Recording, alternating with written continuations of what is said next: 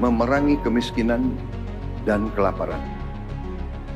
Karena itu, makan bergizi juga hal yang strategis. Kita selamatkan anak-anak kita, tapi dengan itu kita akan memberdayakan ekonomi pedesaan, ekonomi kecamatan, ekonomi kabupaten, ekonomi provinsi.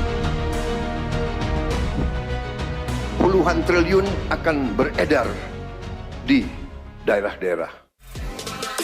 Sebagai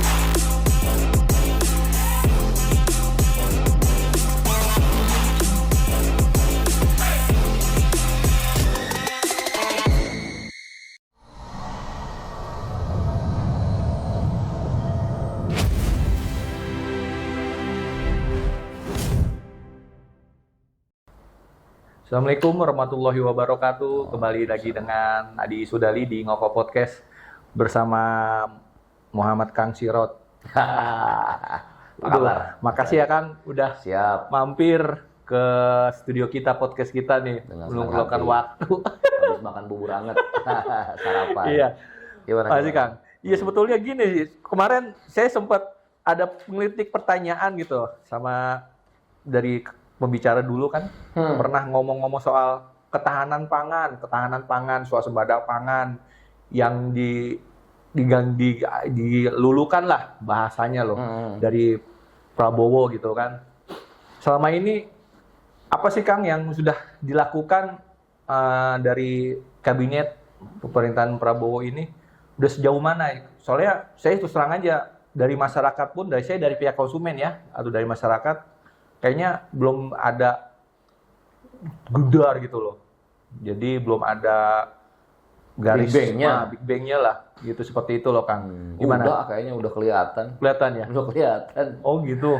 Iya dong. Terus kalau dari apa? Dari pertanian kan kayaknya sudah ada juga tuh pembicaraan sama Pasam gitu. Sudah ada target-targetnya. Kalau soal target-target Pasam Herodian staf sus dari Kementerian Pertanian. Iya. Nah itu sudah ada target-target dari Pak Menteri juga harus ada. Wah ini sekian. Jadi dari pihak Kementerian tuh sudah turun semua ke masyarakat, ke desa-desa bahwa ada yang dibilang petani milenial sampai 20 juta itu penghasilan. Nah apalagi kan bisa ditambahkan nggak bisa seperti itu? Ya, saya kira kalau untuk pangan, mungkin Prabowo setelah zamannya Pak Harto ya, ya mungkin ini presiden kedua yang paling serius menghandle pangan, lebih penting atau lebih dulu, lebih major dibanding perkara lain. Saya kira setelah Pak Harto ya baru Pak Prabowo ini yang sangat-sangat serius ya.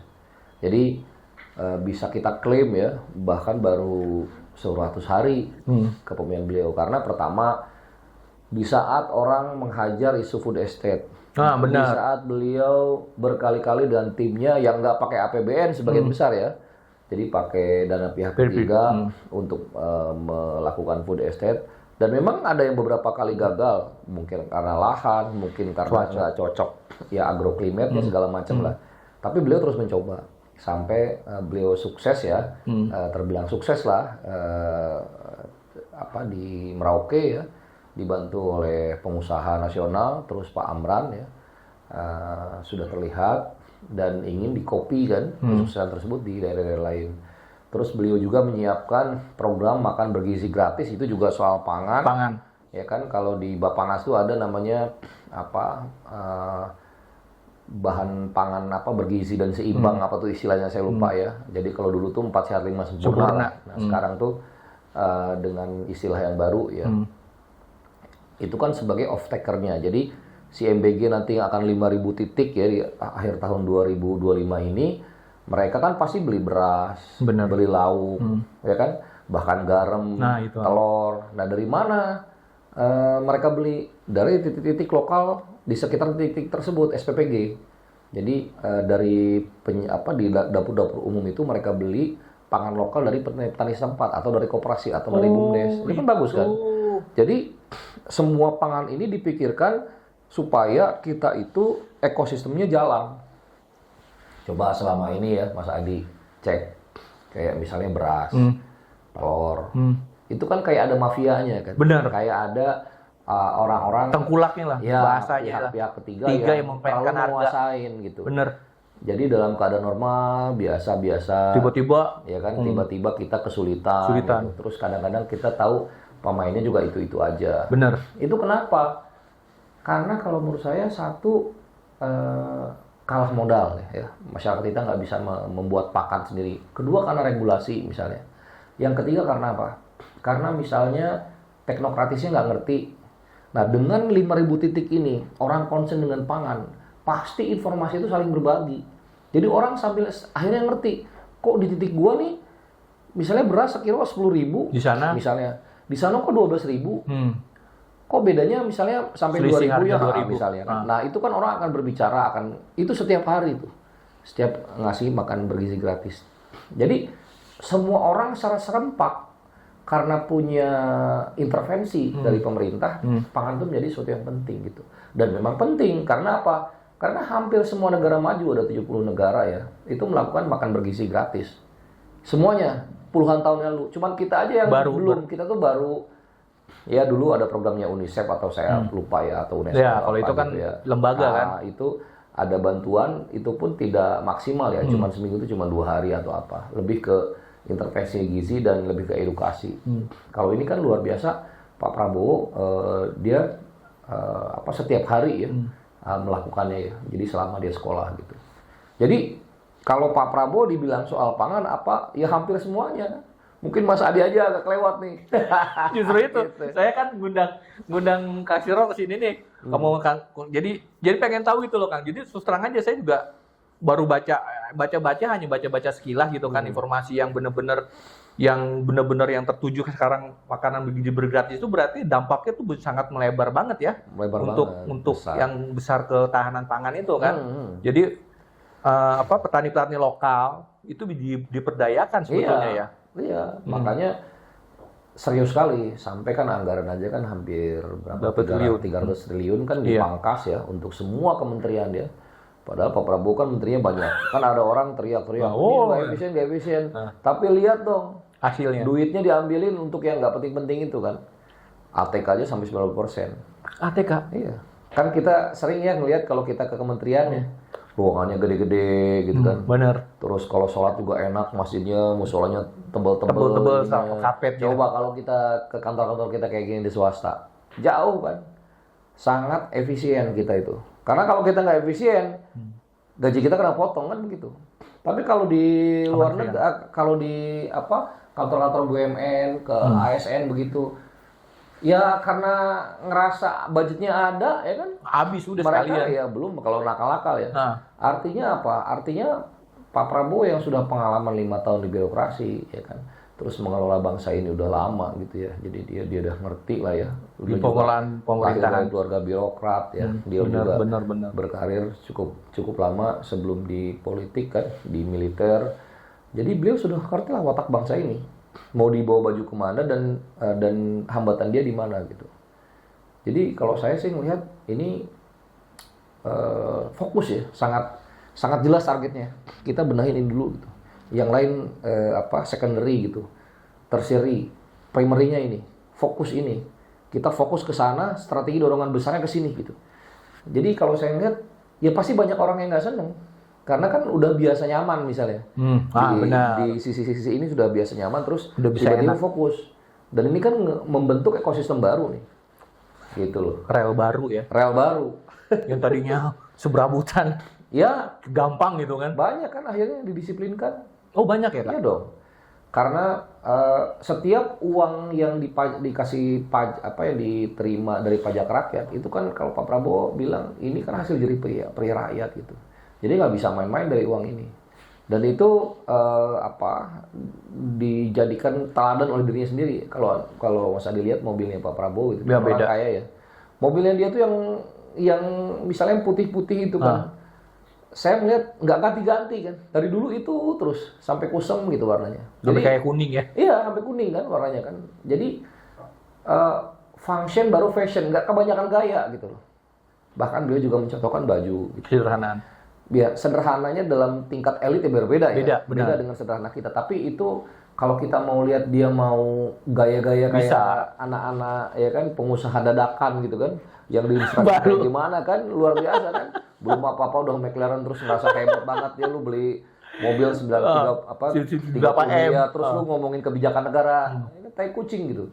Jujur aja saya kadang-kadang 4 gitu anak-anak kayak gini karena hatinya Beda. dia itu tidak menyentuh rak-rakat biasa, dia nggak real bisnis, dia nggak sentuh. Akhirnya apa? Perilaku itu yang kurang adab gitu. Nah, Prabowo membawa perubahan itu sampai ke hal yang signifikan dari situ gitu. Dan kalau kita baca data Mas Adi, ya kenapa ada makan bergizi gratis ya, stunting segala macam. Sebenarnya memang mereka udah tahu. Bukan stunting, udah ada program dari kementerian. Iya, aja lihatin dananya sangat sedikit. Jadi lebih ke kayak location base aja. Jadi kayak framing aja nih. Ini whole problemnya gini, terus kayak kita motong kue sekecil. Nah, kuenya dibilang ini saya sudah selesaikan stunting. Padahal masalahnya besar begini. Dan stunting itu kan problem gizi buruk. Iya. Di antara gizi cukup sampai gizi buruk, ini ada gizi yang kekurangan gizi. Ini kan nggak di-handle sama stunting. Stunting tuh orang udah sakit. Nah, yang ini yang bikin orang bodoh. IQ-nya jongkok, nggak sampai idiot ya. Kalau stunting mungkin sampai idiot. Ini yang di zona ini tuh banyak. Berarti ini yang disentuh Pak Prabowo. Berarti dana stunting itu harusnya kan dialihin aja ke sini. Kan berapa duit sih? Itu 1 tahun aja BKKBN berapa duit dia punya dana? Cuma 20 miliaran. Lu lagi. Tapi kan udah bilang di mereka itu punya itu mereka nggak nyelesain masalah. Iya. Tapi kan setiap kementerian biasanya ada tuh kementerian kan sosial. Belum ada yang sampai fokus ke sana. Baru Pak Prabowo yang fokus ini gizi ini sangat masalah fundamental. Jadi kita bayangkan kalau misalnya ya SMP lah misalnya 3 tahun gizinya dengan benar sama nggak benar. Kelihatan. Yakin pasti beda. Ya kita lihat anak-anak orang kaya aja dengan anak-anak orang susah. Bener. Pola pikirin juga beda. Sekarang jangan jadi kaya deh, tapi pangannya tercukupi gitu. Gimana kalau kayak sekolah? Saya kan di Serpong. Ya. Itu ada beberapa sekolah yang belum dapat, termasuk juga anak saya juga kan ada tuh. Nah itu kalau mau gimana tuh cara pengajuan? Ini apalagi dari kepala dinasnya sendiri dong yang mengajukan. Apa? Kepala dinas. Oh iya. Jadi kalau itu kan ada beberapa sekolah Badan Gizi Nasional ya. Oh gitu. Gizi Nasional. Jadi ada form orang bisa daftar misalnya Mas Adi punya tempat misalnya bisa jadikan dapur umum ya tinggal didaftarkan saja. Tapi memang itu benar-benar punya Mas Adi sendiri. Iya. Terus punya modal ya kalau saya perhatikan sekitar 200-300 juta hitungannya ya. Nanti kan masak sekitar 2 minggu baru mereka bayar untuk 3.000 porsi. Jadi didaftarkan tapi nanti kan mereka punya prioritas. Iya makanya kan titik-titik. Jadi target titik-titik itu sendiri kan belum tahun menyebar semua kan. 2025 ini kan sampai 5.000 titik. Ini kan baru sekitar 500-an. Tuh kan. Ya jadi kan masih banyak kerja PR-nya gitu loh. Iya, benar. Iya. Iya jadi sebetulnya ada sangkut pautnya juga ya antara ketahanan pangan sama makan gizi gratis. Ya iyalah. Makan kan pangan. Iya. Jadi saya pikir gini loh. Jadi kalau kita nggak impor lagi dong kalau gitu dari Prabowo. Kemarin sudah klaim dari Menko Pangan 2025 nggak ngimpor ini kan, nggak ngimpor kayak beras. Beras. Atau bahan pangan yang lain gitu. Ya kalau nggak salah ada 5-6 item ya. Ada garam, ada apalah gitu, telur apa. Kita nggak impor. Nggak impor termasuk daging sapi ya. Daging sapi kayaknya susah ya. Susah ya. Karena kita secara komparatif lawan NZ, lawan Aussie, lawan India kita Brazil ya. Ya kita secara komparatif kita nggak punya savana ya. Jadi kita kalau mau ternak sapi ya yang punya savana di mana? NTB. NTT. Ya, tapi kan ngirim ke Jakarta yang market itu biaya kirimnya logistik kita jauh lebih mahal dibanding kalau kita ngimport sapi utuh ya. Itu dari New Zealand, itu udah dihitung berkali-kali. Iya makanya Kementerian Pertanian ada program itu ya. Kenapa? Yang soal impor sapi, ayo penggemukan itu kan dari Kementerian Pertanian. Dari dulu udah ada fattening udah ada. Ya kalau fattening kita udah banyak pemainnya dulu ya. Jadi itu pengaruhnya itu nanti ke makanan gizi gratis ini kan? Ya nggak harus pakai daging sapi. Iya, maksudnya kan dari yang lain kan proteinnya kan mencukupi kan. Prabowo kan mencontohkan ikan, misalnya bisa telur, nggak ada masalah. Iya, jadi Saya baru tahu loh ternyata itu ya itunya ya. Saya pikir gitu loh gitu. Ini kok terus lagi pula titik-titiknya kan juga belum menjamah semuanya negeri kan? Ya kan Masih baru sih ya. duitnya aja 71T. Ini baru berapa 100 hari kepemimpinan kan. Terus stafnya aja BGN baru punya 200 staf. Ya kan. Jadi ya masih banyak Jauh, PR kan, PR. kita mau ngurusin negeri ini tuh susah juga. Berarti jadi pertanian itu kan harus dari tadi jadi biar produktif, dari lahan yang nggak produktif jadi produktif itu kan buka lahan baru untuk pertanian. Itu Oh iya, ekstensifikasi food estate ya, ah. itu kan dilakukan oleh Pak Masih Prabowo, tetap ya? oleh Pak Mentan, masih dong. masih tetap berjalan ya. dilakukan. Karena kan kita targetnya kita nggak impor, jadi kita maksimalkan lahan kita yang kita punya untuk memproduksi. Gitu. Jadi jelas ya, ya udah Jelas banget ini. jelas banget. Jadi terus Pak Adi kurang cermat aja nih. soalnya saya baru ketemu sama narasumber yang benar-benar kompeten gitu kan. Masya Allah. Bener. Saya lihat bagus-bagus ini narasumbernya. Saya ini kan baru belajar kita malah masuk ke dunia begini. Iya nggak, justru saya juga pengen tahu gitu loh. Ini kan sebetulnya ini kan pangan itu kan bukan masalah presiden aja sih kan sebetulnya. Itu masalah dunia, masalah rakyat pun sebetulnya bisa. Kita punya pekarangan aja, kalau bisa kita manfaatin benar itu bisa jadi buat kita sendiri. Ya, kan? jadi orang yang biasa mengkonsumsi, orang awam, orang umum itu sebenarnya bisa berkontribusi pada ketahanan pangan dengan cara menanami misalnya halaman, Iya, ya kan, benar. dengan tanaman-tanaman. Kalau hobi ya, saya pernah tuh nanam bunga, tapi sebulan 2 bulan bosen lah. Kan banyak tuh kompos-kompos yang dijual kan, tanaman pot gitu ya. Cuman saya seneng ini aja, indahnya aja gitu. Estetikanya kan. Jadi kita berkebun gitu ya, dan itu sehat sebenarnya pola hidup seperti itu. Jadi itu bagus. Iya. Ya lebih kayak hobi lah. Iya, daripada sekarang kan banyak tuh lahan-lahan yang kayak sawah-sawah gitu, habis dibabat dibakar. Itu kan seharusnya kan jadi merusak itu kan tanah juga, harusnya kayak begitu gitu tuh. Jadi harus pemahaman kayak gitu harus benar-benar dikasih tahu gitu bahwa ini nggak baik gitu loh betulnya. Kayak gitu. Gini ya, kalau teknologi atau pangan ini gimana, kearifan lokal, orang membuka lahan dengan cara yang seperti itu kan mereka punya keterbatasan. Teman-teman saya pernah tinggal di Kalimantan 10 tahun. Kalau di handle dengan baik, sebenarnya membakar lahan tuh memang itu jalan yang paling simpel dan Efektif. murah. Iya. Dan nggak selamanya membakar lahan itu juga merusak lingkungan, tuh belum juga. Kalau terkontrol itu sebenarnya wajar dan dilakukan juga di banyak negeri, di banyak negara dilakukan gitu. Jadi tergantung tekniknya juga. Cuma memang resikonya besar sih, itu aja sih Mas Adi. Ya udah, banyak ya Pak. Kang Sirot udah Siap. sebetulnya udah kejawab semua nih pertanyaan-pertanyaan yang benar-benar peran dari masyarakat itu benar-benar penting. Tugasnya adalah untuk pemerintah untuk menjamin bahwa persediaan pangan Ya sebenarnya gini ya, kalau kita mau konsep semua orang punya peran tanggung jawab, sebenarnya menurut saya itu cara berpikir yang kuno ya. Kita ini kan kerja jadi spesialis. Misalnya Mas Adi punya perusahaan dan punya bidang misalnya di lembaga konsumen advokasi gitu ya. Terus punya studio seperti ini, podcast, ada revenue streamnya ya. Kita kerja sama. Tapi jangan paksa Mas Adi jadi petani gitu loh. Bener. Jadi itu kita udah bermindset kayak orang kota. Jadi jangan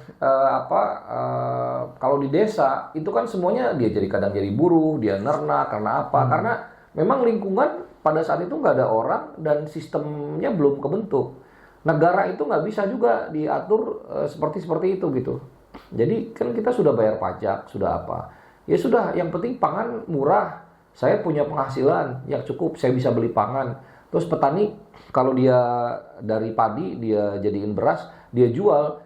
Walaupun yang lain bisa beli murah, tapi saya jual ke Bulog harganya jelas gitu.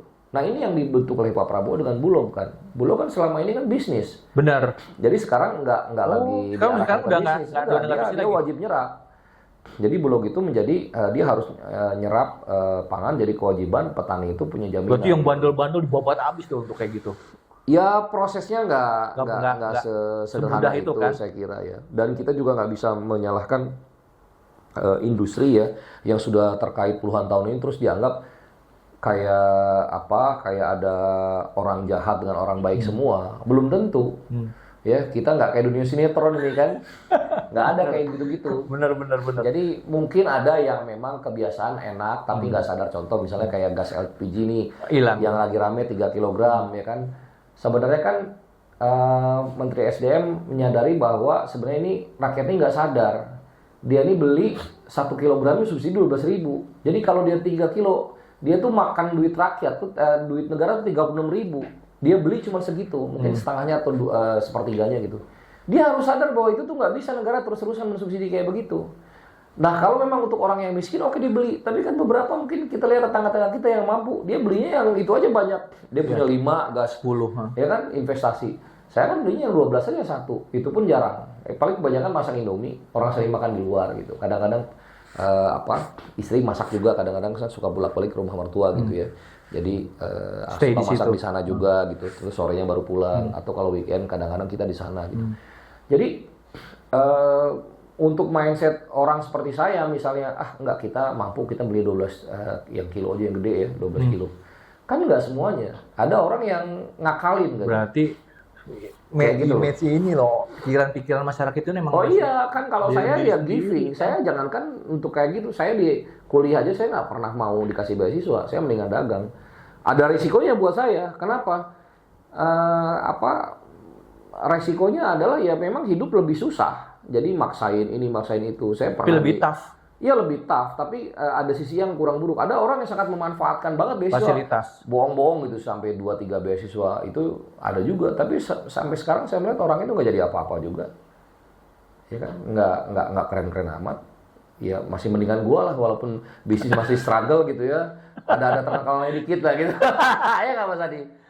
Ya kan? Tahu. Dan pada waktu itu saya pernah Berarti ada orang kasih beasiswa. Terlalu Tadi. nyaman kalau kayak gitu, orang terlalu nyaman dengan Benar. yang ada. Jadi gue nggak anggap enteng kan Dan akhirnya. rezeki itu kadang-kadang kalaupun kita sudah seperti itu, kita punya prinsip. Ada yang nelfon saya, dulu namanya Prof. Endang Gumilar Said, saya dengar. almarhum. Beliau japri saya minta dapat waktu itu saya nggak pegang HP ya, pokoknya saya dikontak untuk datang ketemu terus nanya, Mas Sirot, ini ada orang mau ngasih beasiswa, bapaknya kerja di oil and gas gitu, dan dia nyari orang yang Berkompetensi. sholat lah pokoknya.